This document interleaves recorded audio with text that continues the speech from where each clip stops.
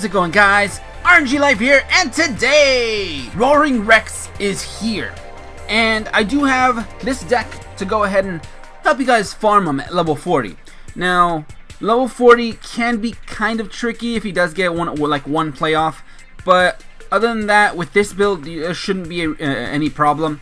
We are going for speed, so we're probably trying to take him out ASAP before he can get all his shenanigans off. So, what we're using is Elements Unite, meaning we're gonna have Gate Guardian on the field. Only 500 life points, which should not be a problem since he does not deal us any damage.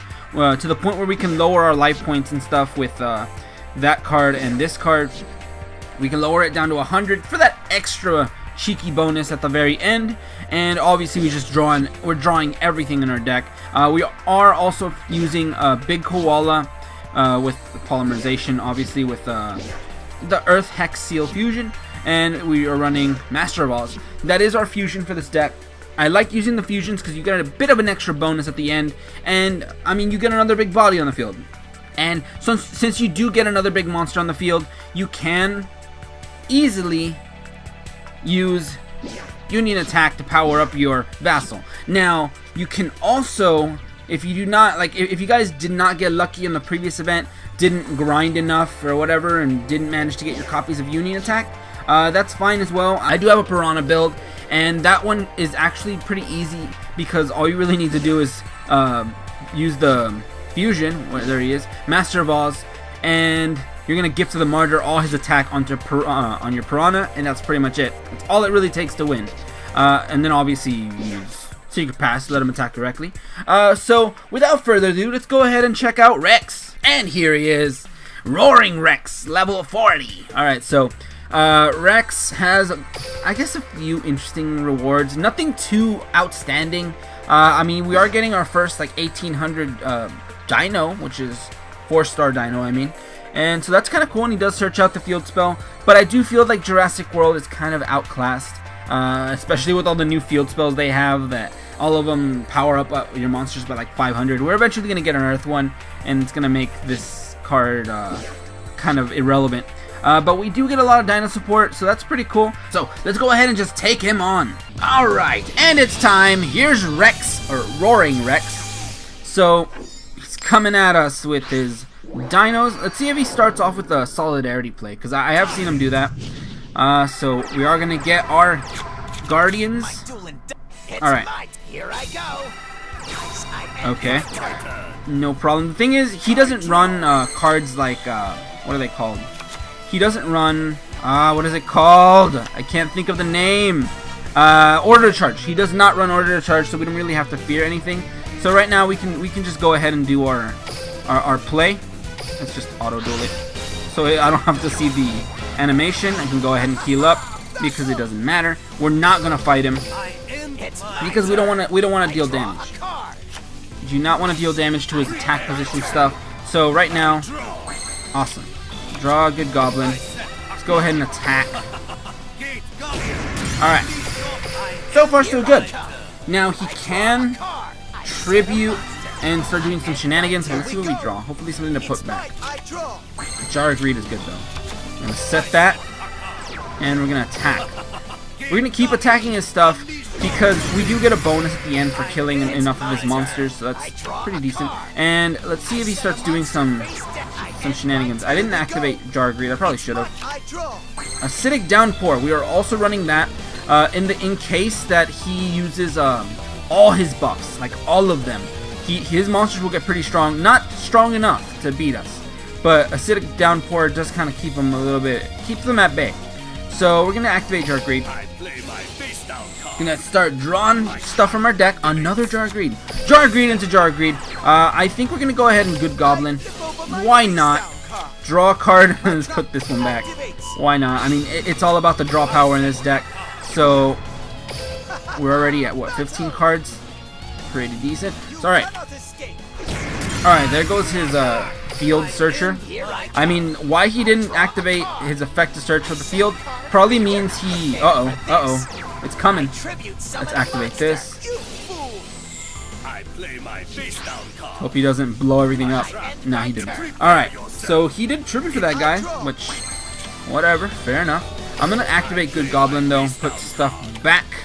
I don't need any of these, to be honest. They're all last turn cards. So we could put all of them back. It doesn't matter which one. Put that one back. And we're gonna pass. We do not want to attack him. We don't want to deal damage because we want to get that all bonus. Oh wow, he's tributing again. He's just trying to use his resources, man. So right now we have half of our fusion pretty much done. We have the monster and the polymerization. I'm also not running fusion gate, and that is basically because of acidic downpour. It just weakens his monsters and it keeps them at bay a little bit. But our priority is to pretty much take out that level 5 or higher monster always. So let's activate this for the lulz, and now attack this one. Alright, so he got wrecked right there. Now he's gonna keep. Oh, there's a solidarity. It doesn't matter now because this does weaken him. So all he gains is 300, I think. So GG. And we drew another union attack. All we got is basically an attack. Alright, so we're doing good right now. We're doing alright. There's no threat so far. Like I said, the only real threat is sometimes in a very specific situation, he will use Jirak Impact. Which, I mean, it can be dangerous. Sucker! My face down card activates! My trap activates! Right now we're gonna go ahead and Planet Pathfinder because why not? Why not thin out a card in our deck? So let's activate him. Alright, so let's add one of these. Could have added the Glossy. Did I add the Glossy? Yeah, I did. Alright, so we're gonna activate the Glossy just because it's a Glossy. And also for that added disrespect. Now, what else? Yeah, we're just gonna attack and pass. And that's what it becomes in this deck. It's basically you're just gonna run over all of his stuff. One thing you can run if you are afraid of the Jirak Impact is that one card that negates destruction. I forget what it's called. I'll put the name of it up here in the picture because I can't think of it right now. But we're gonna go ahead and increase the cards in hand and also lower our life points to 100. And what else can we do? Yeah, pretty much just doing the same thing every turn. But it is a really consistent farm. You're just gonna keep taking out his monsters, and that's pretty much it. I mean, yeah, he's at the point where he has nothing else to summon, and we have our fusion, which we can go ahead and bring out right now. Why not? All right, so let's use up our koala boys. And we got the Master of Alls. Alright, and I mean, he does get a little bit of a weakness, but he's still really strong. And now that we have these guys, we're not going to attack. We do not want to deal damage. Yeah, I think he's out of monsters. He doesn't have that many. We got the anti-magic arrows that we are saving for last turn. So pass. We have 4 cards left in deck. He's got 5. I probably have a few more Jars of Greed and stuff in deck, so did I draw it? Yeah. Alright, so I have 3 left. This should give me my last 3 draws, and then I'll put 1 back. So this is going to be, or next turn's going to be my last turn. So we're going to pass. Alright, now we activate it. I think he's going to end. Alright, so we get to put something back. Doesn't matter. Let's put back the Jar of Greed, since we don't need it anymore. And last turn has started. If you are running the Piranha build, if I do have the footage, I'm going to go ahead and put it up right here, and it's going to show you all the last turn stuff with Piranha. So now, what we go ahead and do is summon Gravekeeper's Vassal. Summon the Vassal. We're going to make him attack directly with this. So there's that. Alright, now, we're going to go for the double union attack. He's going to gain the attack of both of our big old monsters.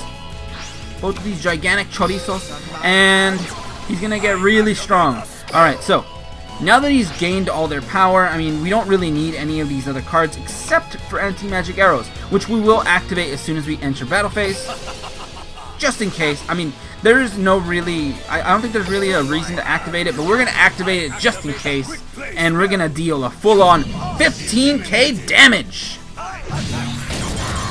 And get wrecked, Rex. And I mean, that's pretty much it for this deck. It's actually really consistent, really strong. There's only one situation where you might be in danger, but you're usually not going to see it if you just keep taking out his monsters. But let's see what kind of grade we get. Probably a good 8 to 9k. And let's see what other stuff we get. There it is, 9k, and we got one of his SRs. Is that just, yeah, just that one? Actually, I want this card. I want it because I already have an idea for a deck I want to use around this. So GG, it's pretty good. And we got 9,300. I'm going to put up the score for the Piranha version right here. Obviously, the score is a little bit lower just because of the 1,000 difference. But it's pretty much the same. And that's pretty much it for the deck. It is a pretty straightforward deck, pretty easy to use. Cards are pretty accessible. There's nothing really too hard to acquire. And if there is, there's a lot of substitutions you can run in this deck. It's basically just you run Gate Guardian and the rest is just whatever you want to draw. We used to draw. But anyway, thank you guys for watching today. Have a great day and see you guys.